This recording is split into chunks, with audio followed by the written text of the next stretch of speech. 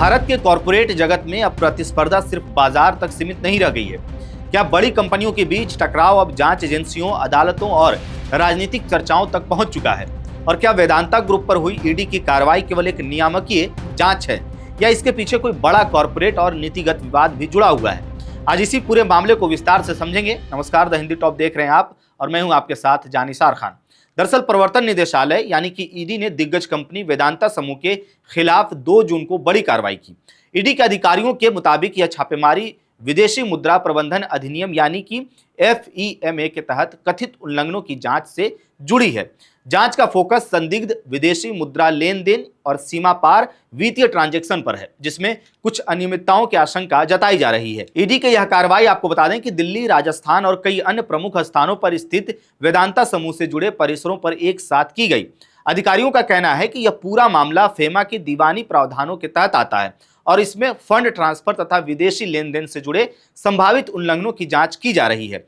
वहीं इस कार्रवाई पर वेदांता समूह की ओर से भी प्रतिक्रिया सामने आई है। कंपनी के प्रवक्ता ने कहा है कि वेदांता समूह जांच एजेंसियों के साथ पूरा सहयोग कर रहा है और सभी आवश्यक जानकारी उपलब्ध कराई जा रही है। कंपनी ने यह भी स्पष्ट किया कि वह सभी लागू कानूनों और नियमों के अनुपालन के लिए पूरी तरह से प्रतिबद्ध है और चूंकि मामला अब जांच के अधीन है, इसलिए इस समय कोई और टिप्पणी नहीं की जा सकती है। आपको बता दें कि अरबपति कारोबारी अनिल अग्रवाल द्वारा प्रवर्तित वेदांता लिमिटेड भारत ही नहीं बल्कि वैश्विक स्तर पर मेटल्स, क्रिटिकल मिनरल्स और IT सेक्टर में एक बड़ा नाम है और कंपनी का कारोबार भारत के अलावा अफ्रीका, मध्य पूर्व और पूर्वी एशिया तक फैला हुआ है। वहीं अब इस पूरे घटनाक्रम के बीच यह मामला केवल जांच तक सीमित नहीं रह गया है, बल्कि इसके साथ कॉरपोरेट और राजनीतिक बहसें भी तेज हो गई हैं। वो इसलिए क्योंकि पिछले कुछ समय से मौजूदा सरकार पर कुछ बड़े कॉरपोरेट समूहों, खास करके अडानी समूहों को लेकर के विशेष ध्यान देने या नीतिगत समर्थन देने के आरोप विपक्ष की ओर से लगातार उठते रहे हैं। हालांकि सरकार और अडानी समूह दोनों ही इन आरोपों को सिरे से खारिज करते रहे हैं और इसे राजनीतिक बयानबाजी बताते रहे हैं। बहरहाल इस मामले में अब यह सवाल भी उठ रहा है कि वेदांता और अडानी के बीच जिस जयप्रकाश एसोसिएट्स यानी JP ग्रुप की संपत्तियों की डील का मामला सामने आया, उसमें पहले वेदांता को बोली में आगे बताया गया था, तो बाद में वही डील अडानी समूह को कैसे मिल गई?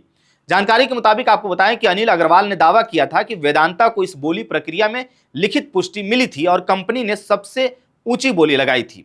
वेदांता का कहना है कि नेट प्रेजेंट वैल्यू यानी कि NPV के आधार पर उनकी बोली लगभग 12,505.85 करोड़ रुपए की थी, जिसे सबसे मजबूत प्रस्ताव माना गया था। लेकिन बाद में यही डील अडानी समूह के पक्ष में चली गई, जिसे लेकर के वेदांता ने सवाल उठाए हैं और इस फैसले को राष्ट्रीय कंपनी विधि अपीलीय न्यायाधिकरण यानी कि NCLAT और सुप्रीम कोर्ट में चुनौती दी है। वेदांता का आरोप है कि लेनदारों की समिति COC ने इस प्रक्रिया में पूरी तरह पारदर्शिता नहीं बरती। वहीं अडानी समूह की ओर से प्रस्तुत समाधान योजना को इसलिए प्राथमिकता दी गई क्योंकि उसमें तत्काल नगद भुगतान और तेज क्रियान्वयन का प्रावधान था। इसी पूरे घटनाक्रम के बीच अब यह सवाल और तेज हो गया है कि क्या किसी बड़े प्रभाव, नीतिगत प्राथमिकता या संस्थागत निर्णयों ने इस डील की दिशा को प्रभावित किया?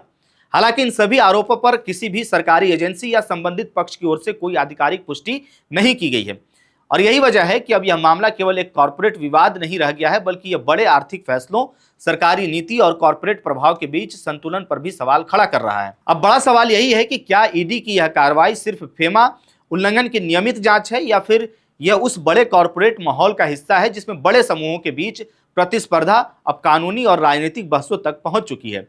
फिलहाल ईडी की जांच जारी है और वेदांता समूह जांच में सहयोग कर रहा है, लेकिन इस पूरे घटनाक्रम ने कॉर्पोरेट जगत में एक नई बहस जरूर छेड़ दी है। अब आने वाले दिनों में यह देखना अहम होगा कि जांच किस दिशा में आगे बढ़ती है और अदालत में चल रहे इस कॉर्पोरेट विवाद का क्या परिणाम निकलता है। इस पूरी खबर को लेकर के आपकी क्या राय है, आप क्या सोचते हैं, अपनी राय कमेंट बॉक्स में हमें जरूर बताइएगा। मेरा नाम है जानिसार खान, आप देख रहे हैं द हिंदी टॉप। वीडियो अच्छी लगे तो चैनल को सब्सक्राइब कीजिएगा और हमें इंस्टा, फेसबुक और X पर भी फॉलो कीजिएगा।